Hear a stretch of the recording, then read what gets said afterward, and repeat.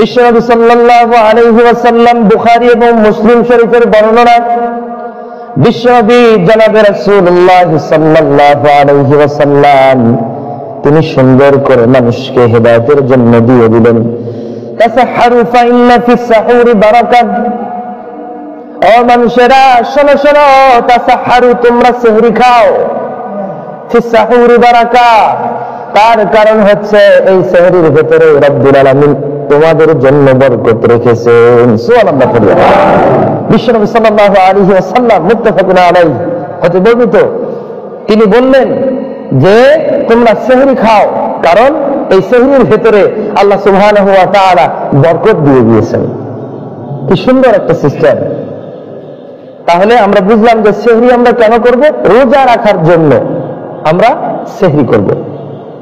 এরপরে আমরা আসি যে এই যে সেহরির ব্যাপারে, সেহরি করলে আল্লাহ এবং ফেরেশতা এবং আল্লাহ যে ব্যক্তি সেহরি করে তার জন্য রহমত বর্ষণ করেন।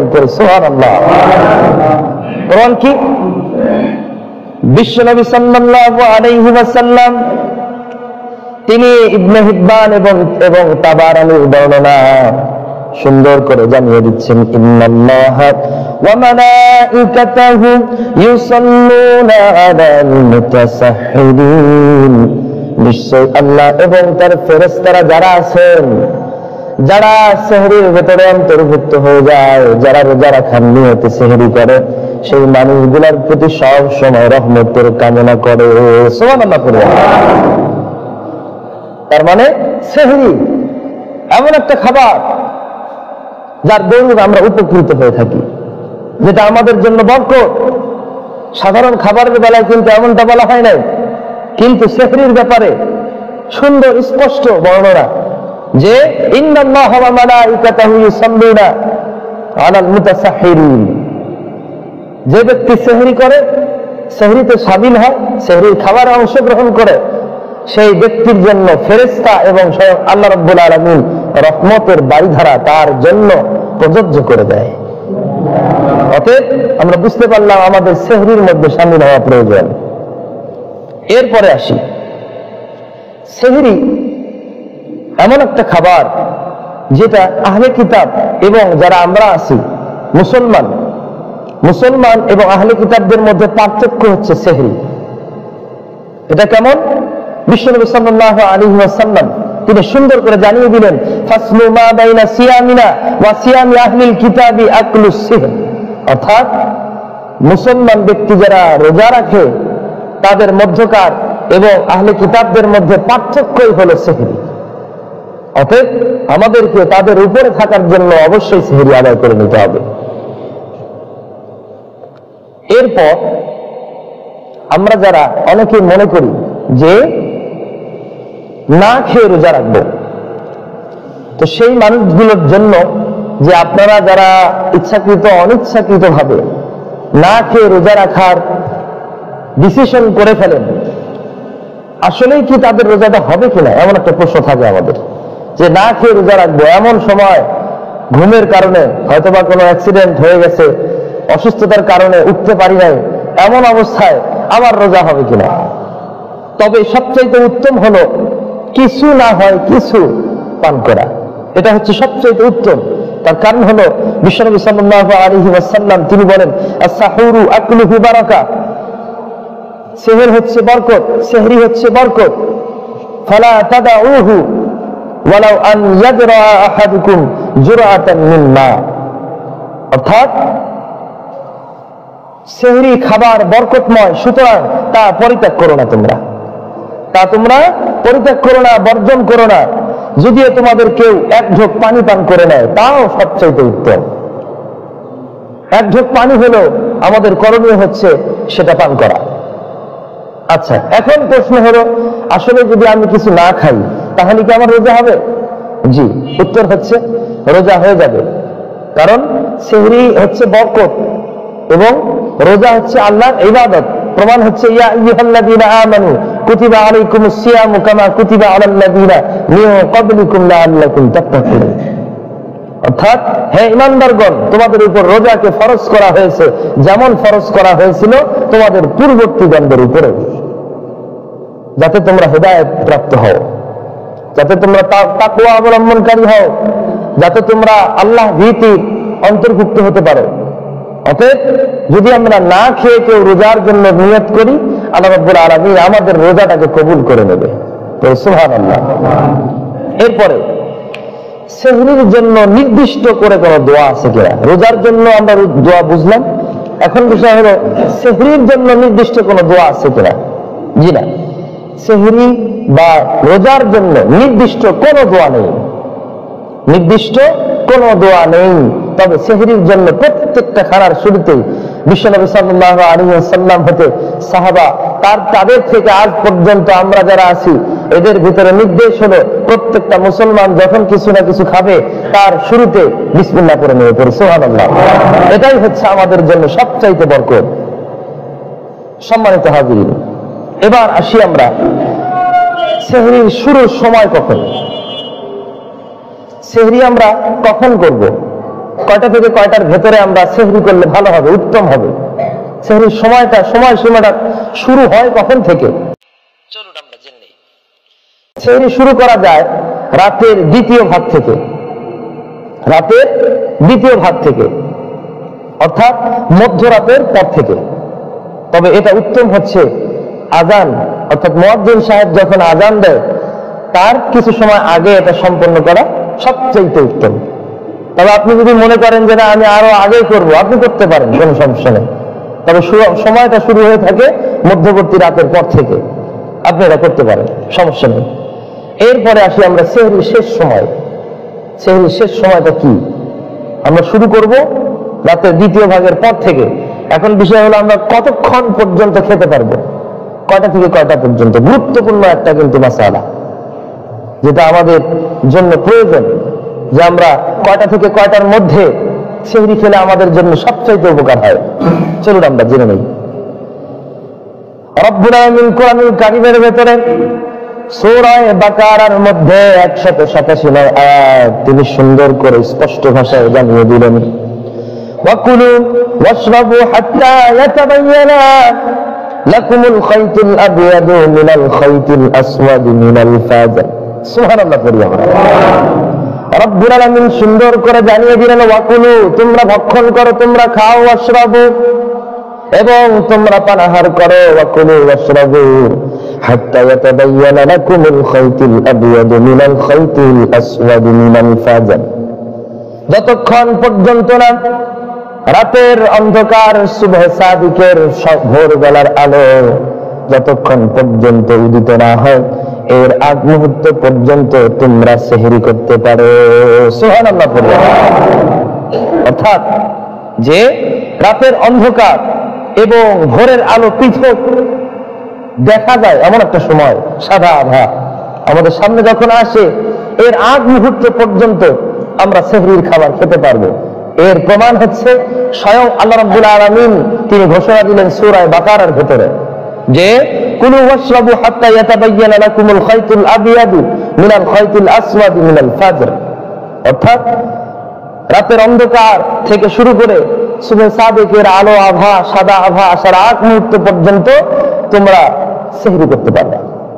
এখন দেখি বিশ্বনবী সাল্লাল্লাহু আলাইহি ওয়াসাল্লাম কি বলেন এ ব্যাপারে।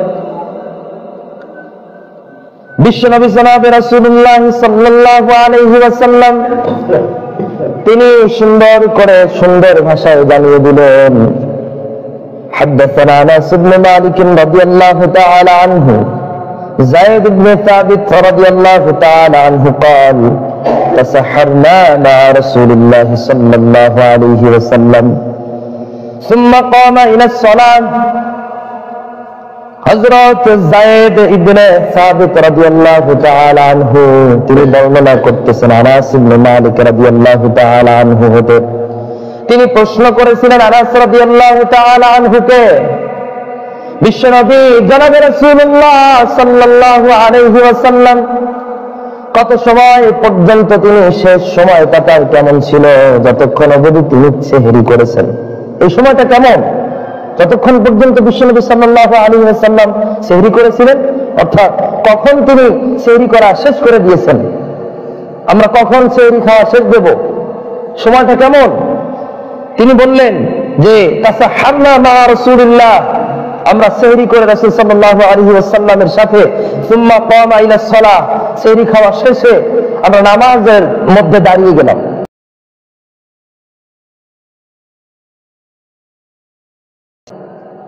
সেহরি শেষে নামাজের মধ্যে দাঁড়িয়ে গেলাম। এরপরে কুলতু, আনাস রাদিয়াল্লাহু তাআলা আনহু তিনি বলেন যে কাম কানা বাইনাল আযানি ওয়াস সাহুর, অর্থাৎ আযান এবং সেহরের ভেতরে কিছু সময় গ্যাপ ছিল, একটু সময় ছিল, যে সময়টা একটু বিরতি করতেন।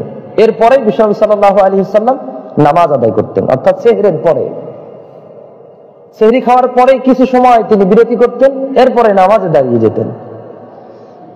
হযরত যায়েদ ইবনে সাবিত রাদিয়াল্লাহু তাআলা আনহু তিনি বললেন ক্বালা কদরু 50 আয়া, সেই সময়টা কেমন ছিল?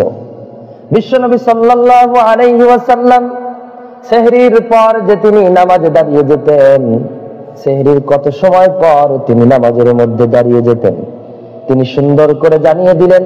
50 আয়াত পরিমাণ কোরআনুল কারীমের ভেতরে 50 আয়াত, এমন একটা সময় যেই সময়টা 50টা আয়াত পড়তে যে সময়টা অতিবাহিত হয়ে যায়, এই পরিমাণ সময় বিশ্বনবী সাল্লাল্লাহু আলাইহি ওয়াসাল্লাম এর আগেই তিনি সেহরি সম্পাদন করেছেন। সুবহানাল্লাহ পড়িয়া, নির্দিষ্ট, সুনির্দিষ্ট, একেবারে স্পষ্ট, সাবলীল, সুন্দর ভাষায় তিনি বর্ণনা দিলেন এভাবে যে বিশ্বনবী সাল্লাল্লাহু আলাইহি ওয়াসাল্লাম তিনি সেহরি করতেন, সেহরি শেষে 50টা আয়াত পড়তে যে সমপরিমাণ সময় লাগে, এই সময় বিরতি নেওয়ার পর তিনি নামাজে দাঁড়িয়ে যেতেন। এখন প্রশ্ন হলো 50টা আয়াত পড়তে কত সময় লাগতে পারে? সাধারণভাবে আমজনতা যদি কোরআন তেলাওয়াত করে এই 50টা আয়াত পড়তে 10 থেকে 15 মিনিট সময় লেগে যেতে পারে। হাফেজদের কথা বাদ দেন, সাধারণ আমজনতা যদি কোরআন তেলাওয়াত করে 50টা আয়াত পড়তে 10 থেকে 15 মিনিট সময় লেগে যেতে পারে। অতএব আমরা বুঝতে পারলাম যে আযানের আগ মুহূর্তে 10 থেকে 15 মিনিট আগেই বিশ্বনবী সাল্লাল্লাহু আলাইহি ওয়াসাল্লাম তিনি তার সেহরি সম্পাদন করেছেন। আর এর বর্ণনাটা হচ্ছে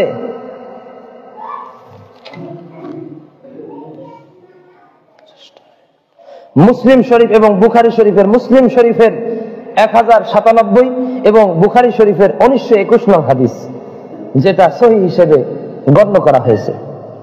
যাই হোক, আমরা বুঝতে পারলাম যে আমরা কত সময় আগে সেহরি করব।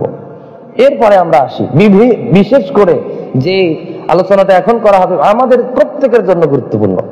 এবার যে প্রশ্নটা নিয়ে আসা হবে সেটা হচ্ছে, অপবিত্র অবস্থায় সেহরি খেয়ে রোজা আদায় হবে কিনা? এ ব্যাপারে কোরআনুল কারীমের ভেতরে, পবিত্র কোরআনুল কারীমের ভেতরে এই ব্যাপারে, অর্থাৎ জুনুবি অবস্থায়, অপবিত্র অবস্থায় সেহরি খাওয়া যাবে কিনা এর কোনো নির্দিষ্ট কোনো আয়াত আসে নাই। তবে আয়াত যেটা এসেছে, যেটা আমি বর্ণনা করেছি, ইয়া আইয়ুহাল্লাযীনা আমানু কুতিবা আলাইকুমুস সিয়ামু কামা কুতিবা আলাল্লাযীনা মিন ক্বাবলিকুম লাআল্লাকুম তাত্তাকুন, অর্থাৎ এই আয়াত দ্বারা আমাদেরকে ইঙ্গিত দেয় এটাই যে হে ঈমানদারগণ, তোমাদের উপর রোজা ফরজ করা হয়েছে এবং এই রোজাটা যেমন ফরজ করা হয়েছিল তোমাদের পূর্বের যারা ছিল, যাতে তোমরা তাকওয়া অর্জন করতে পারো। এই আয়াতের ভেতরে কিন্তু জুনুবি অবস্থা, অর্থাৎ অপবিত্র অবস্থার কোনো ঘোষণা দেয়নি আল্লাহ রাব্বুল আলামিন। তাহলে এখন আমরা কি করব? চলুন আমরা বিশ্বনবীর কাছ থেকে জেনে নেই তার বর্ণনাটা কেমন ছিলেন, বিশ্বনবী সাল্লাল্লাহু আলাইহি ওয়াসাল্লাম কি করেছেন, আমরা এটা এবার জানবো। বুখারী শরীফের বর্ণনা 1925 নং হাদিস, আনা আয়েশা রাদিয়াল্লাহু তাআলা আনহা قالت كان رسول الله صلى الله عليه وسلم يصبح جنبا من جماع غير احتمام ثم يغتسل। আম্মা জান আয়েশা রাদিয়াল্লাহু তাআলা আনহা হতে বর্ণিত, তিনি সুন্দর ভাষায় জানিয়ে দিচ্ছেন, কানা রাসূলুল্লাহ সাল্লাল্লাহু আলাইহি ওয়াসাল্লাম, বিশ্বনবী সাল্লাল্লাহু আলাইহি ওয়াসাল্লাম ইউসবিহু জুনুবান মিন জিমা'i গায়রি ইহতিমাম, বীর্যপাত যেটা আমাদের স্বপ্নদোষ আমরা যেটাকে বলে থাকি, স্বপ্নদোষ না হয়েও ইচ্ছাকৃতভাবে জুনুবী অবস্থায় বিশ্বনবী সাল্লাল্লাহু আলাইহি ওয়াসাল্লাম সেহরি ভক্ষণ করেছেন। এবং এরপরে সুম্মা ইয়াগতাসিল, রোজা রাখার আগে নামাজের পূর্ব মুহূর্তে তিনি গোসল করে নিয়েছেন। অর্থাৎ সেহরি খাওয়ার আগে তিনি জুনুবী অবস্থায় ছিলেন, কিন্তু নামাজের আগে তিনি সুম্মা ইয়াগতাসিল, তিনি পবিত্রতা হাসিল করেছেন, গোসল করেছেন। আম্মা জান আয়েশা রাদিয়াল্লাহু তাআলা আনহা হতে আমরা যেটা পেলাম যে আমরা যদি হঠাৎ করে, তবে কারণবশত ইচ্ছাকৃতভাবে আমরা যে করব, সব সময়ের জন্য এটা করা যাবে না, এটা করা যাবে না। আবার আমরা হঠাৎ করে দিনের বেলায় ঘুমিয়ে পড়ি, হঠাৎ করে আমাদের বীর্যপাত হয়ে যায় স্বপ্নদোষের মাধ্যমে, স্বপ্নদোষ হয়ে যায়। আমরা অনেকে মনে করি যে আমাদের রোজাটা মনে হয় আর হবে না, কিন্তু না, আমাদের রোজাটা হয়ে যাবে, কিন্তু আমাদের পরপরেই পবিত্রতা হাসিল করতে হবে। এর ব্যাপারে এই একই ঘটনাকে কেন্দ্র করে মহিলাদের জন্য কিছু ডিসিশন আলাদা করা আছে। ফোকাহায়ে কেরামদের মতে যে তাদের মতটা হচ্ছে জায়েজ, যে জুনুবী অবস্থায়, অপবিত্র অবস্থায় কেউ যদি সেহরি খায় এবং রোজা রাখে, তার রোজাটা হয়ে যাবে। কিন্তু এর ব্যাপারে মহিলাদেরটা একটু ভিন্ন। মহিলাদের যদি হায়েজ বা নিফাস হয়ে থাকে বা ঋতুবর্তী সময় থাকে, তাহলে মহিলাদের করণীয় হচ্ছে তারা সেই রোজাগুলোকে স্থগিত রাখবে এবং পরবর্তীতে সেগুলো আদায় করে নেবে। পড়ি সুবহানাল্লাহ। কি সুন্দর আমাদের ইসলামের সিস্টেম, কি সুন্দর ভাবে তৈরি করা আইন। কিন্তু আমরা মনে করি যে ইসলাম আমাদেরকে সব সময় গুমরাহির দিকে নিয়ে যায়। যারা নাফরমান, যারা মুশরিক, তারা সব সময় এই কথাগুলোই বলে আসি আমরা।